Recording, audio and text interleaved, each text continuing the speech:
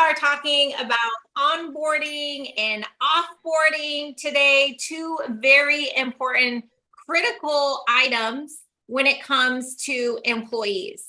And I want to help you to avoid missing some really crucial steps when it comes to successfully onboarding and offboarding a team member. So I'm going to be sharing with you some best practices, really, some strategies, but also in a really amazing tool that's going to help streamline this process for you.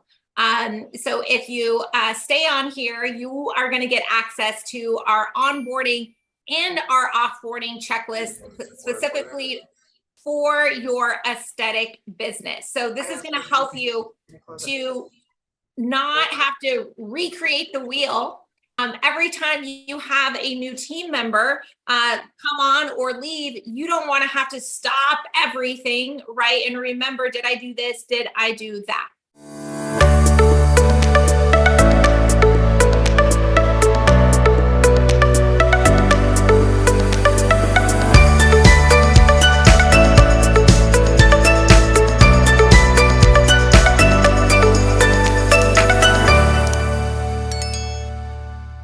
Because what can happen, right, if you're not prepared is that things can slip through the cracks, and then you're not setting the company or the new employee up for success.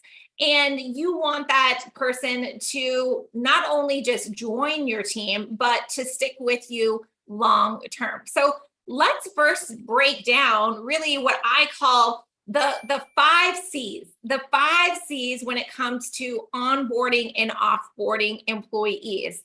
And you got to keep these things in mind, because when you don't, that is when a hornet's nest really can spring up and cause a lot of havoc. So the very first thing, right, very first C is compliance.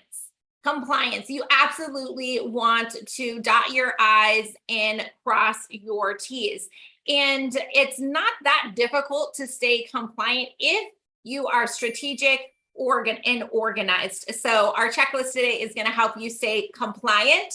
The next thing is that you have really clear clarification for the new team member, right? And then also for your existing team members as well. You want to be really clear with what things look like. You want to make sure that this is going to be a positive impact on your culture, right? That third C. The fourth thing is connection. You want to make sure that that new team member is going to feel, really a quick and immediate connection with the company and the other team members. And you want to set that new team member up for success so that your team feels that immediate connection with them as well. Because everyone remembers what it's like to be the new kid on the block, right? So you want to help forge those immediate connections with team members. And then the next thing that is really, really important is checking back. In fact, I'll pat myself on the back today that I scheduled calls with 2 team members that I don't really work directly with on a day-to-day basis.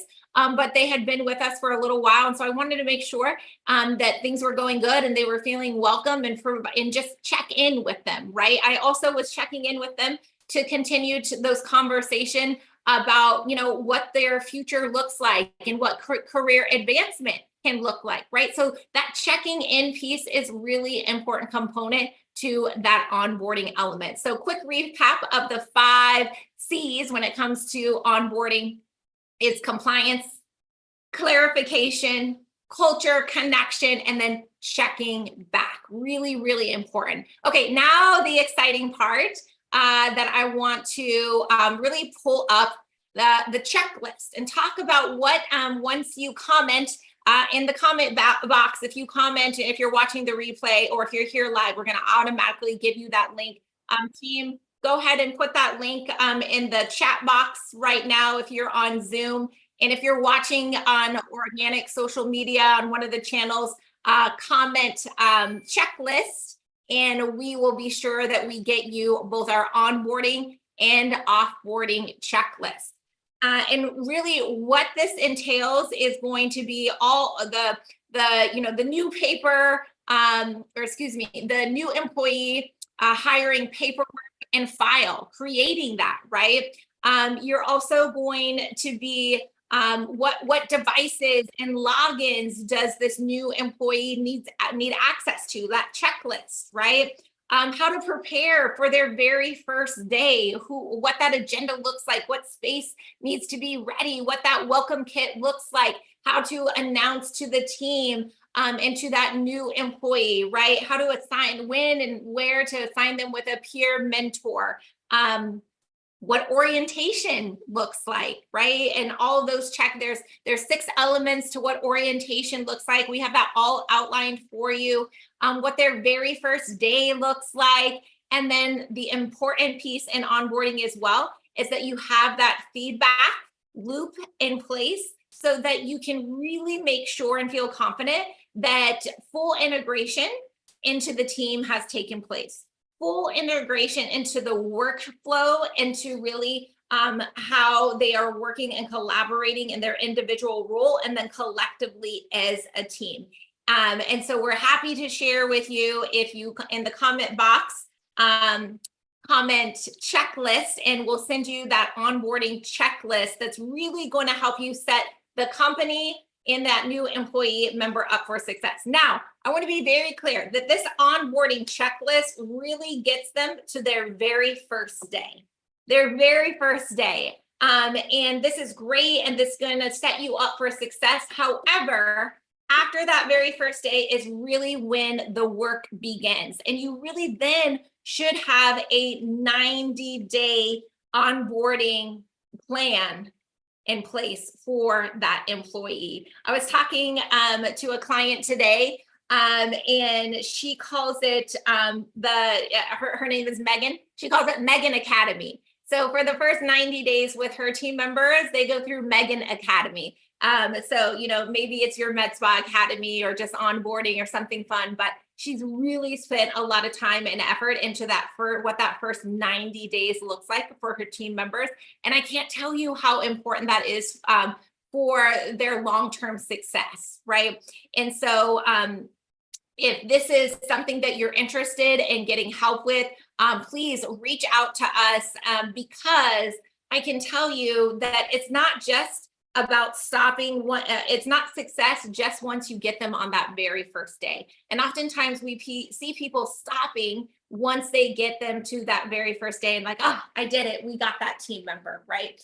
And really, it's like the work really just begins on day one, because you need to indoctrinate them into your culture and your team and your patient experience to ultimately get the results that you are looking for and to build the team member and team that you are after. So that first 90 days is so, so, so important. And so if you don't have that mapped out, I'm talking like the day, the week, the month, the 90 days, right? What that training looks like, what success looks like, what resources are going to be included in there, who is going to be matched up with as a peer, as a direct supervisor, right?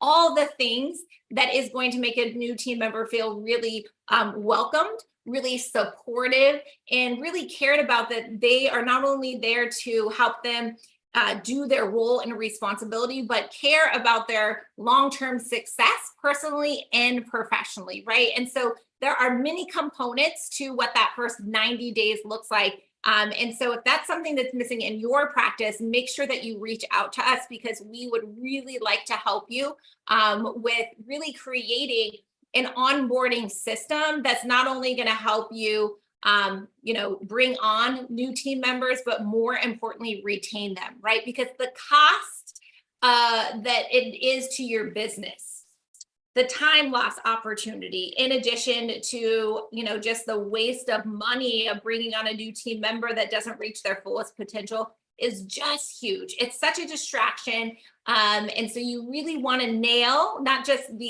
what I would call this checklist that I'm sharing with you, really is like the company onboarding checklist for onboarding. And what I want you to really nail is the first 90 days of a new team member. So if that's something that you don't have established yet, make sure that you reach out to us. All right, let's transition over to the offboarding checklist, because it's not as simple as just having a conversation with someone and letting them go. That is difficult to do, I understand. However, there is still work to be done, because we're talking about, legal compliance. We're talking about making sure that you transfer that employee's knowledge into something that is, necessary or documented, so the necessary team members are informed to be able to pick up the slack, right, until you're able to fill that position again or delegate it to another person. You got to recover all the assets, if it's phones or computers or whatever it may be, right? You got to collect all of those things, keys. And it's really important that you do a proper exit interview and collect the appropriate paperwork when an employee is leaving. So we are happy to have outlined exactly what that looks like when it comes to an offboarding checklist at the end of the day. And this isn't something to be taken lightly, because even a quote unquote bad employee or one that didn't fit, there is something to be learned from every single team member that touches your organization, right? Even if you feel like they were 99% the problem, there's always 1% that you should and could, as a leader, reflect on. Okay, what could I have done better to set that person up for success? Or what could I have done better as a leader to fix this sooner than later? What could I have done as a leader or a business to have not gotten us in this situation in the first place, that I could have got that hire right? And I know as a business owner myself, am a leader of a team, that I haven't got every hire right.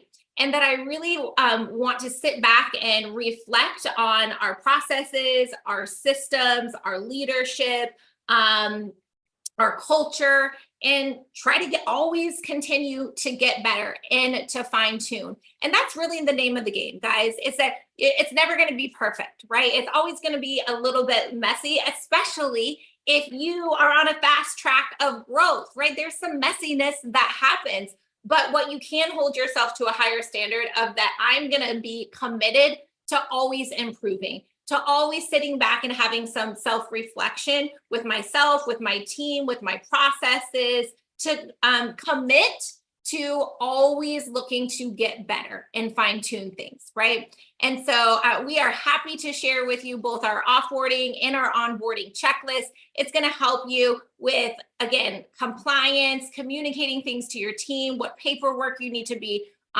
doing, keeping, how to communicate these things to your team, and make sure that you check all those boxes. And it's really going to help at the end of the day for you as a leader to be able to delegate some of these things that absolutely need to get done in your business, but that you might not necessarily have the time or the desire to do. But the reality is they need to get done in your business. So if you're just joining in now, make sure that you comment checklist, and we will be sure to send you access and the link to be able to get both our onboarding and offboarding checklist. It's free, instant access. Hey, Allie. Hey, Gwen. Hey, Kimmy.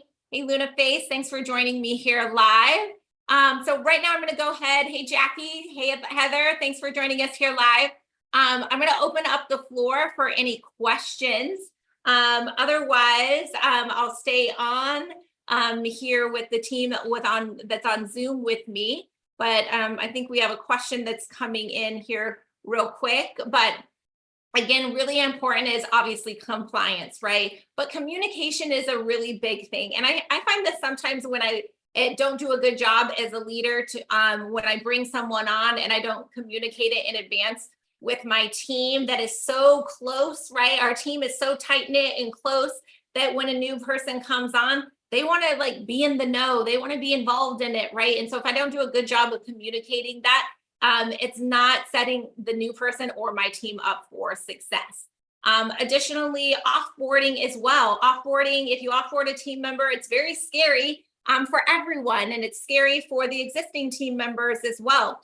and how you communicate to that team, to your team that it's staying, that it's existing, is really important, right? Because you want to reassure them in their place and role within the team. But at the same time, you want to communicate why, without disclosing confidential information about the former employee, that you did it for the best interest of the company, right? And that's a really good thing to do because it sets the tone. Not only are you doing justice to the business by not allowing, you're cutting out distractions and noise, but those stories are going to perpetuate for months, if not years to come, in what you allow as the standard and that's accepted in your business. All right, so we got a few questions coming in here. When to fire a provider that is a cancer, but not a high performer? Great question. Okay, so my philosophy on this is you have to first reflect on yourself as a leader in a business. Is, have I been really clear on what my mission, vision, and core values are? And do I reward and or put on or punish or put on a performance plan if those core values are not being met? Okay, and a lot of times we've skipped that part of really having core values that we are training and teaching and reinforcing on a regular basis. And so when you first do that and you come around and it's like you're not a good team member, or you show up late regularly, right? But she's a really, or you're just kind of a bitch to work with.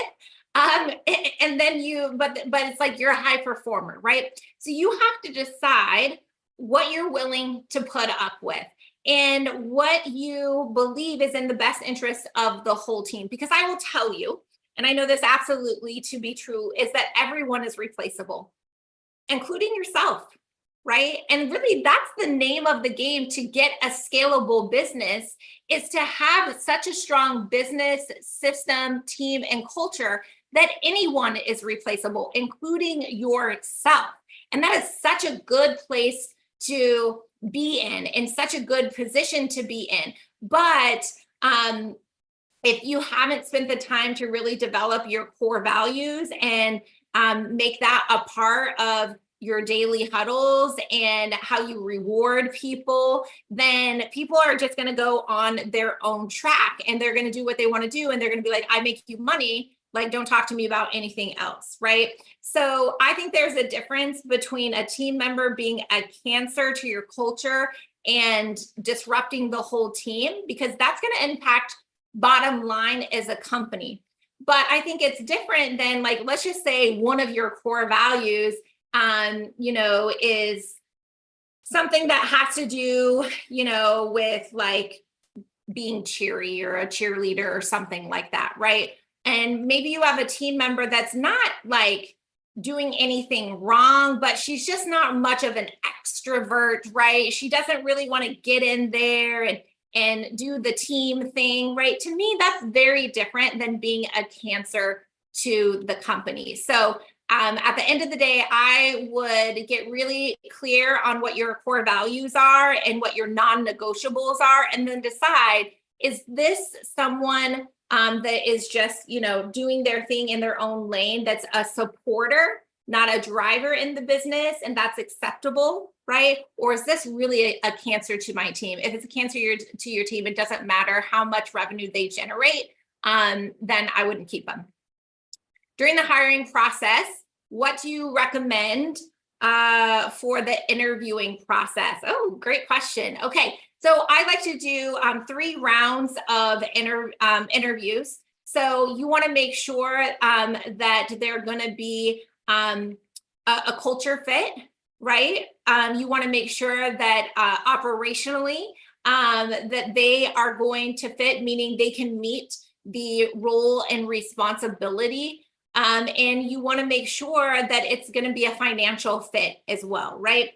Because there are a lot of elements for you to consider when hiring a new team member and where their experience level is. I always say that you can teach someone how to inject and fire a laser and answer a phone and run a report, but you can't teach soft skill sets or core values at the end of the day. they are going to be either on board and a believer and they're going to drink the Kool-Aid, or they're not. And so that has to be a part of your hiring process, because I know I was having a conversation with a client the other day that does $5 million a year in revenue. And they had an injector that was generating like $1.5 million a year in revenue. And she was just holding them hostage, making these demands and just making it miserable to go to work every single day. And this went on for over a year. And finally, they were just like, you know what? Life is too short. We will figure it out. I don't know who we are going to get to replace this person, but no longer is this going to be acceptable at our business any longer. So they let that person go. Even before they had hired another person, and they quickly got focused on, you know, what their core values are and what they were really looking for as a team member, because they felt really confident in their culture and their onboarding and their training process, that they could bring up an injector, even if they weren't as experienced or had as big as following. And I can't tell you how much happier this team and company is. And they are not quite, but they are almost back in just literally a few months to replacing that provider's revenue that was supposed to be irreplaceable, right? And they're so happy they did it. And they're like, before the end of the year, I know that not only are we going to be replacing her revenue, but it's going to be even higher as well. Okay, another question. Oh, one last thing on the interview process. I love a shadow day too. Like, before you offer someone a position, have them come in and shadow to make sure that they're going to be a good fit. Because I think that it's pretty reasonable to say like that you can put on a good face for, you know, a half hour or an hour, or maybe even a lunch, you know, whether it's over the phone or at a lunch. But for you to spend like a half day or even a full day with someone, you really get to know them better and how they work and their personality. So I love doing a shadow day too before offering someone a position. Okay, next question. How to offboard an employee who is stealing time, and how to deduct stolen time from vacation in last paycheck. Okay, so this might be out of my scope legally that you want to. I would just advise checking potentially with an attorney on this one. But I would say that if you can prove it, right, then to me that could potentially make sense. But you would want to, in your exit interview, have that clearly documented and have them sign the paperwork at the end of the day. Because what you don't want is you like have a conversation, right? And then you go and you deduct it from their paycheck. And then all of a sudden, you know, a month or 3 months later, you have a lawsuit on your hands. So that's really, you know, that's why you want to check that offboarding checklist that we're going to be sharing with you to make sure that you are in compliance and that you have the proper documentation and having them sign off on things and conducting the exit interview and, you know, removing their credentials from all things. But if you can prove it, then I would say, yes, you would be able to do that. But if you can't actually prove it, I don't think it's worth it at the end of the day. Because an important thing of offboarding employee, regardless if you ever intend to potentially hire them back one day, like let's just say maybe someone's moving or they're going out on their own, or you know, they're having a baby and they don't want to, they can't work anymore. If at all possible, you want to leave the feeling with that employee that they are alumni that would be welcome back, either as a patient and or an employee. Even if you have no intention of, you know, offering them a position in the future, if you are to leave that feeling with someone, they're so much less likely to just go around town trashing you, right? So if you're really like, you know, thank you so much for your work while you're here. We're disappointed that you're having to leave, or we're disappointed it didn't work out. But I am going to, you know, think of your time here in high regard. and we're so grateful to have met you, and we wish you the best of luck. And can I be a reference? If we can be a reference for you or helping you land in your next position, then we would be happy to do that. So we want to make sure that you, if at all possible, right? Sometimes it's just ugly. It is what it is. But even then, you can still be kind, right? You don't need to trash and destroy a person, even though sometimes they're so shitty, like, and you're so over them, like you just want to rip them into shreds. The reality is there's probably something going on, right? That is making them behave or not do what they are supposed to do. And so keep that in mind. Humans are humans, right? So let's have some grace. Let's treat people with kindness. And then let's great, let them go on their way, and then we'll get back to business. But at all possible, try to be kind to these people, because that is going to help them to not just like trash you around town and make up lies, probably, right? And you don't want to see that, or certainly be trolls online. That is a distraction and super annoying when disgruntled employees blow you up online. All right, guys, thank you so much for joining me live. Remember, check out our onboarding and offboarding checklist. If you're watching us on social media or the replay, comment checklist, and we'll be sure to get that to you. And if you loved this training, make sure that you share it with your team or another med spa that could benefit.